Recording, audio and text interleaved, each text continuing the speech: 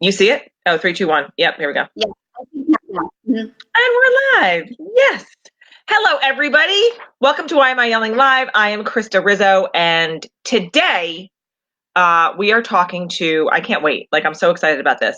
We're talking to Stacy Pierce. Stacy is the founder of Work It Towels, an inspirational fitness towel business that she started with her teenage sons. Now, you all know that I have a teenage son, so I can't wait to talk about this because all boys are smelly. Um, she is a self-proclaimed marketing geek. She loves storytelling and creating unique content for the businesses that she serves. She's a serial entrepreneur, a former overextended school volunteer. High five virtual to you. I know exactly how that feels. A self-help junkie and a devoted wife and mom. Welcome to our show, Stacy Pierce. Thank you so much. So grateful to be here. So Super excited to be excited to here. have you. Super excited to have you. So I always like to tell people how we met. So I say this probably in all of my videos lately because all of the amazing women that I've been interviewing are from a collective that we belong to called the Female Founder Collective that Rebecca Minkoff, the fashion designer, and her friend Elizabeth Leonard started. And I just put a call out to the group and said, hey, who wants to be on Why Am I Yelling Live? And I got a gazillion responses. And so I'm booked through like the middle of the year because I only do this on Fridays. And that's how we met. But when we started exchanging emails, I was like, I already can tell I'm going to love this girl. Like, I can just tell. Like, we're going to be friends for a really long time.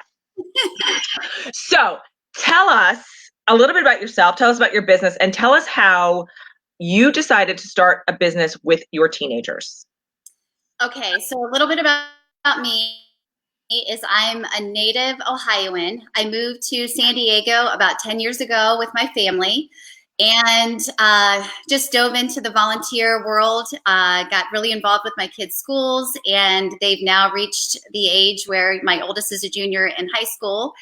And he had a pretty serious lacrosse injury last season, 2 seasons ago, and was really kind of depressed. And so I knew that we needed to get him moving again. So we started working out together, and he's a creative type like myself. And we noticed everybody in the gym was carrying these gross, disgusting bath. I've got an example. Gross, disgusting bath towels. Yeah. Yeah. So we were like, okay, we could totally improve upon this idea. And we thought, why don't we take a towel and make it inspiring and motivational so that people will want to continue to come back to the gym. And then we really wanted to take the best of a cotton terry towel and the microfiber towel. So the towels that we sell are basically the best of both worlds. And so it's really incredibly soft, it's absorbent, and we're having fun with it. We're designing all kinds of different things and working with schools now. We're getting into fundraising, so it's been really fun. I was just going to ask about that because I'm like, I saw these and I was like, oh my God, I want to get them for like my son's soccer team with their school logo and stuff on it. Because I think it's a great, idea, right? And being able to do something with your child, I think is so awesome. So how has that helped your business, do you think?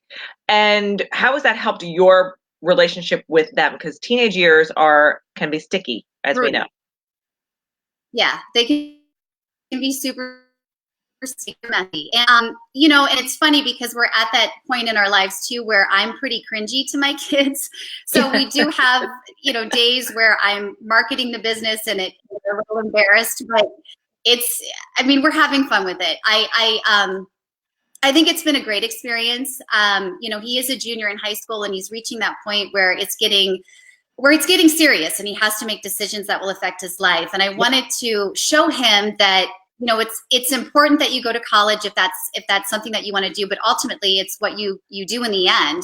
And I wanted him to have this e-commerce experience and to understand that when you build a business, it takes time, it takes patience. It's not, so much of what they see out there seems to appear to be like an overnight success. And there's really a lot of foundation building to make that happen. So it's been a great experience in that regard too. So I love that because I think that that's such an important topic to touch on, right? Because as people who are running our own businesses and trying to make everything work all at the same time, right? We are moms, we have families, we have other responsibilities, we volunteer, we do all these things, and we're trying to like make some money and put some money in the pocket and like send our kids to college and do all the things, right?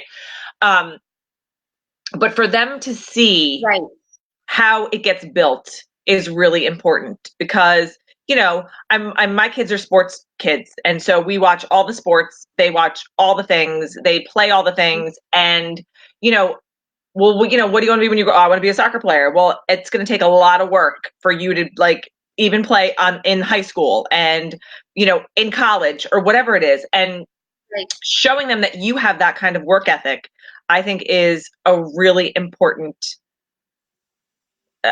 fact of life for them, right? Like nothing is easy. And, I also think that for them to be able to see the hard stuff Yes. is a really important life learning lesson. Like it's not always going to be, oh, go get $20 out of my bag and go, whatever. It's going to be, we can't do that right now because I have to pay this bill and I just hired somebody to do this for my business. And when we just bought, right.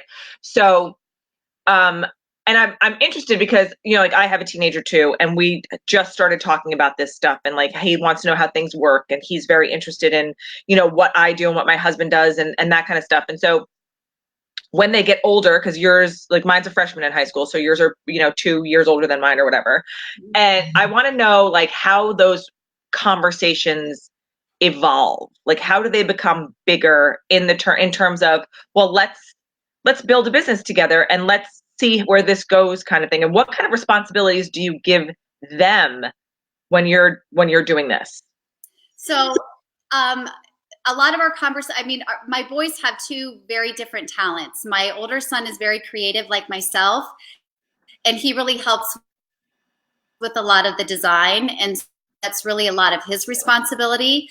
And then my younger son, who is an 8th grader, is a bit of a math whiz. So he loves to crunch the numbers and process the numbers, and he likes to work with affiliates that we have to kind of run those numbers, and that's really his wheelhouse. So that's been fun. Dinner time is really fun because we sit and we talk about the business and different things that we can do for the business. And the other thing that I really like that my boys are getting, and even my daughter, is, we've worked a lot of local events, and that's really uncomfortable for kids to set up, a small table and to sit in that discomfort and put yourself out there with something that's new. It's not a product that people necessarily think they need, but once they try it, they find that they love it. So that entire experience is so good for them. And it's good for me too. I mean, it's good for all of us in our discomfort and force ourselves to be vulnerable and just do it anyway. So that's where the growth is, right? How do you think it's changed your relationship with them? Do you think it has? I definitely think it has. Yeah. I think instead of just being like a mother-son relationship where I feel like I'm constantly barking at them on what to do and making sure their rooms are clean, it feels more collaborative. We have something that we can connect on that isn't necessarily me disciplining them in any way. It's more of a two-way conversation of these are my ideas and these are their ideas, and then we share them and we collaborate. And that part's really fun that we've got something like that to bond with. And I think improve our relationship significantly. I think that's now the days that I ask them to get up at like 6 a.m. to work at a local. Yes, those are not the good days. They don't always want to get up early to work. No, but I think that A, it's a great learning lesson. B, they are, they have their own business, right? So they're, maybe making a little bit of money, maybe being able to put money aside for a car or their college education or whatever it is they want to do. And you're teaching them to be like, not just, responsible humans, but fiscally responsible. And this is how a business works, and teaching them the ins and the outs. I was having a conversation with somebody yesterday about business acumen and how it's really important when you're going in to get a job that you learn how everything works, not just what your specific job is. And I think a lot of businesses fall short because that's not how any of us were taught. I mean, I don't know what your background is, but I was in corporate for many, many years. And it's like, you hired people, you gave them their jobs, here's their job description, this is what you do.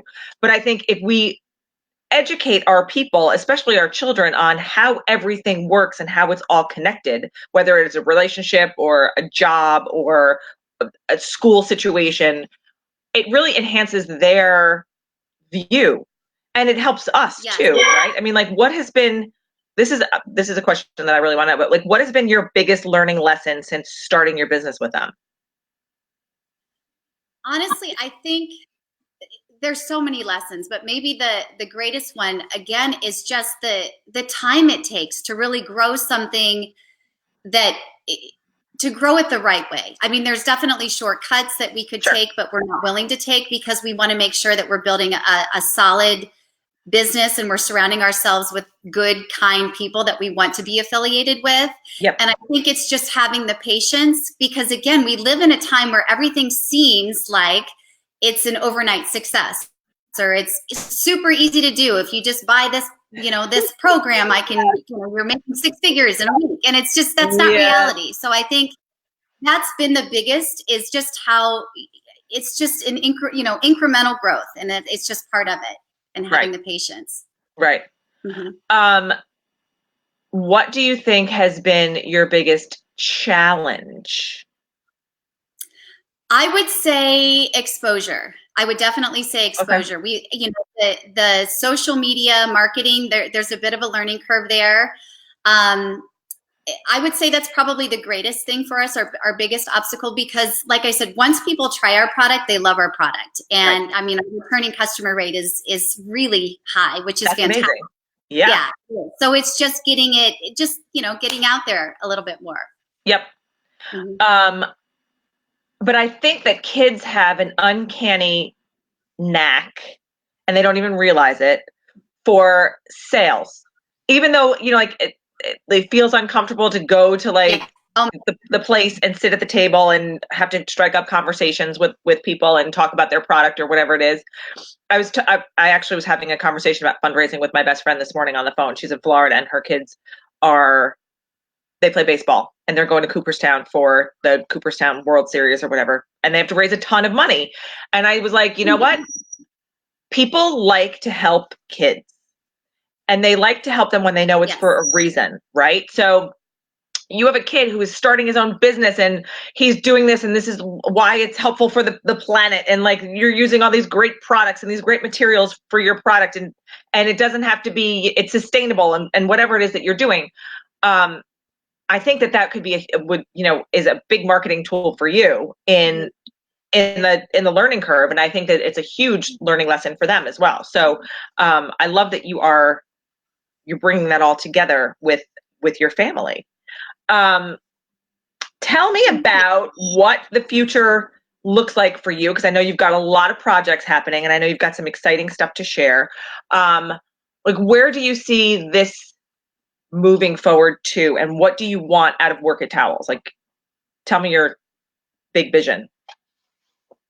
Our big vision is to continue to grow the business and ultimately have my boys, go through college and earn their business degrees and run the business and have something that they can come back to and because they're sports guys just like your sons and they enjoy being in this arena and we love that our product inspires people. I mean, we're trying to inspire everybody to move. And so we would just like to continue to inspire and grow and build a community of fitness-minded people.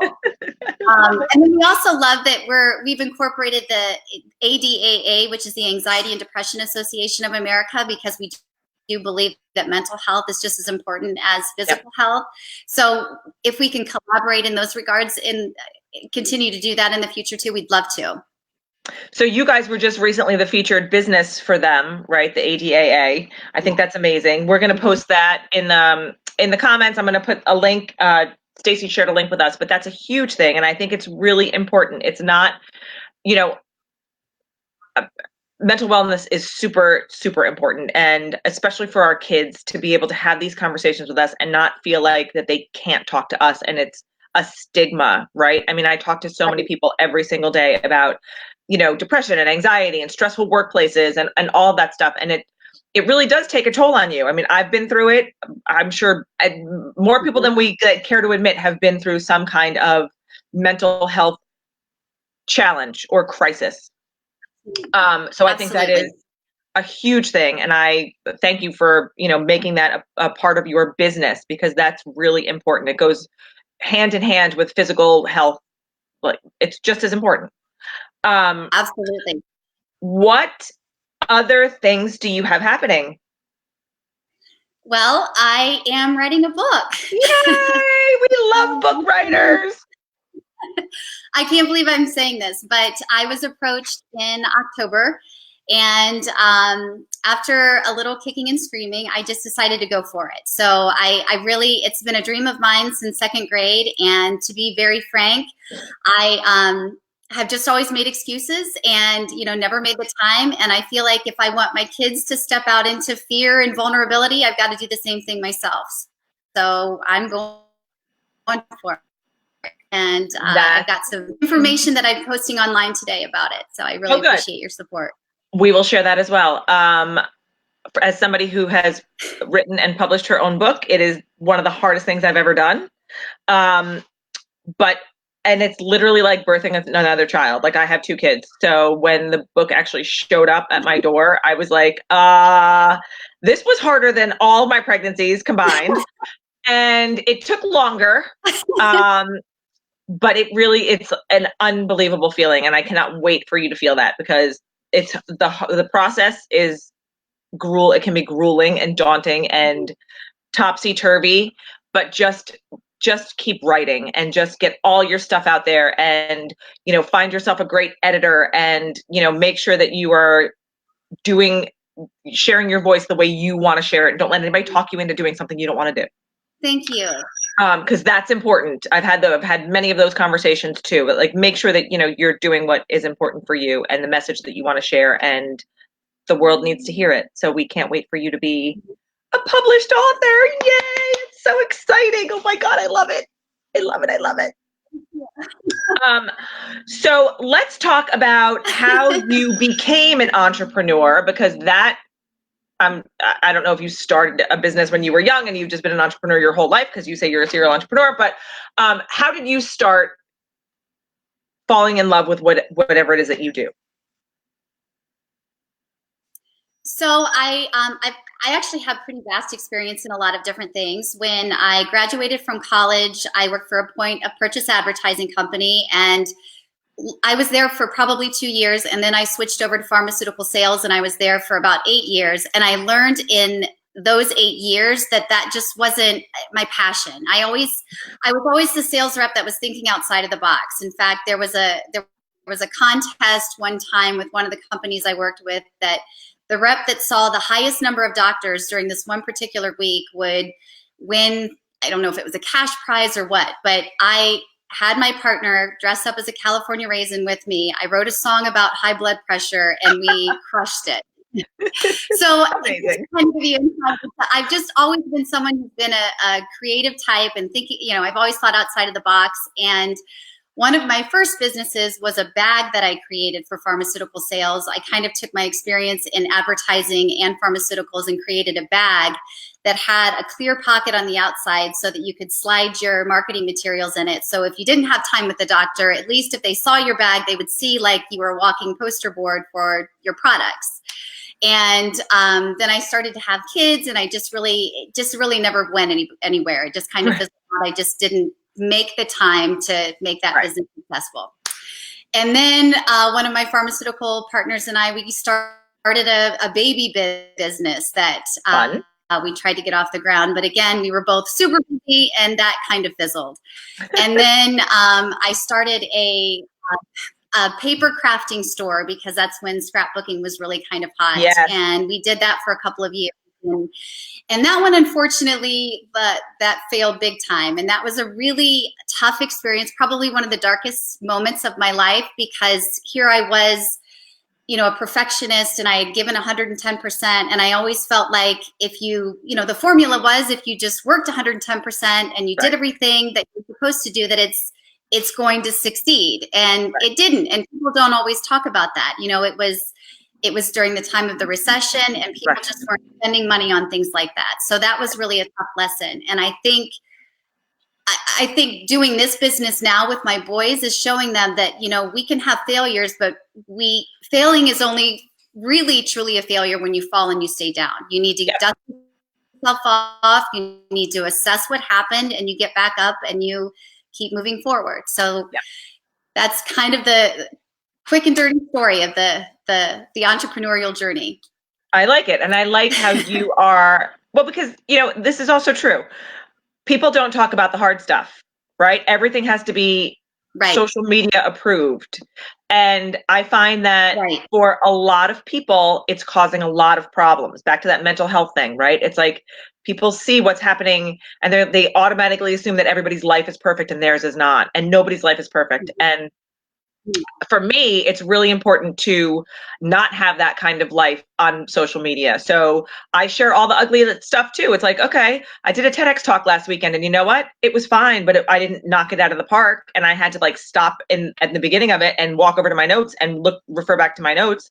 And I was like, am I going to tell everybody about this? Or am I just going to be quiet about it? And I was like, no, you know what? I'm talking about it. And so I put a video out and people are watching it and they're like, oh my God, thank you for being real and for being vulnerable and for sharing your, not my failure. I would not call that a failure. I wouldn't call standing on a TED stage and having a talk a failure ever in any sense of the imagination.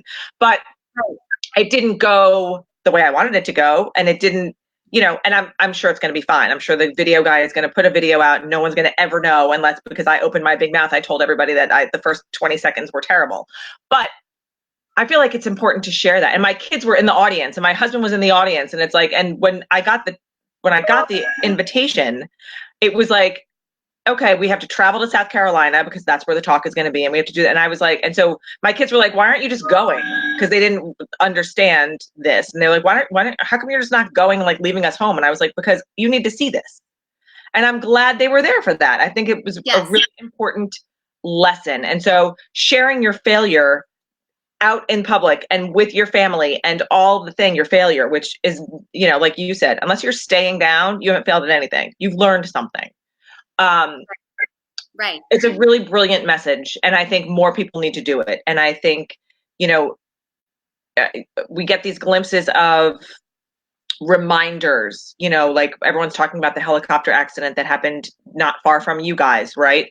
And how you need to be more thankful and be more aware until the next thing. And then it'll go away and we'll all go back to our regular normal programming. And then something else will happen and we'll be reminded again. But I think having a daily reminder is really important. And so we're going to probably end on this, but how do you make sure you are communicating daily reminders to the people that you like, to your kids, what's important, what they need to focus on, what you want to focus on, and how to enhance your relationships with them on the business and the personal side?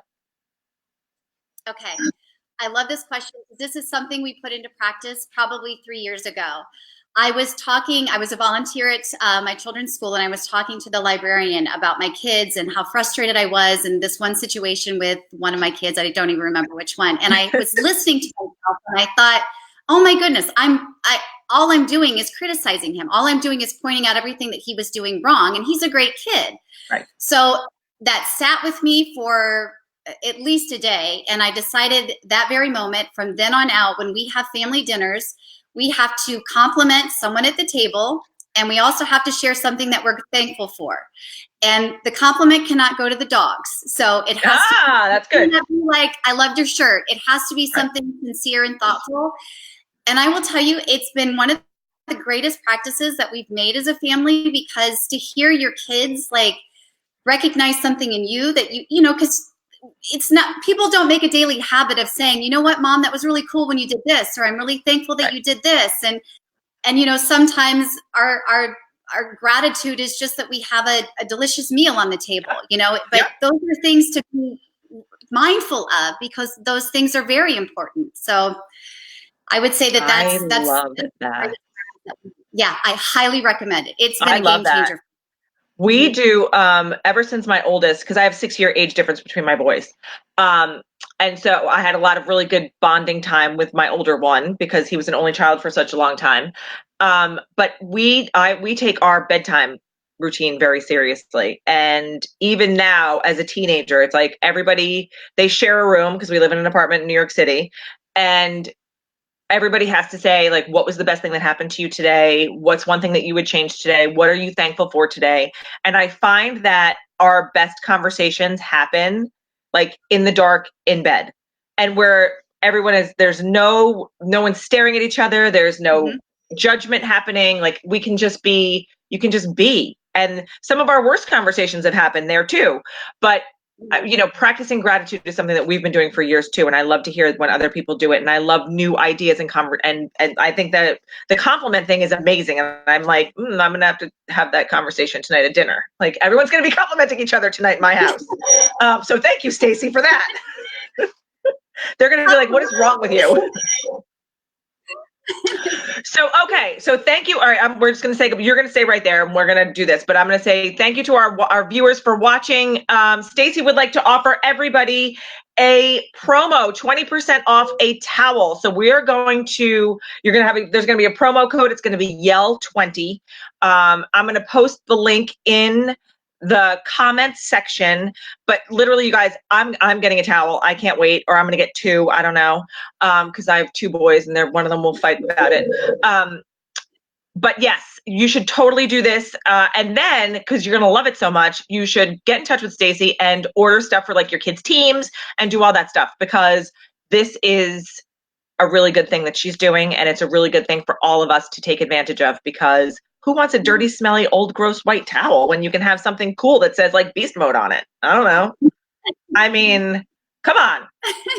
Okay, we'll be back here next week. Thank you, Stacy Pierce. You stay right there, and we will see you guys next week for another episode. Thanks for watching.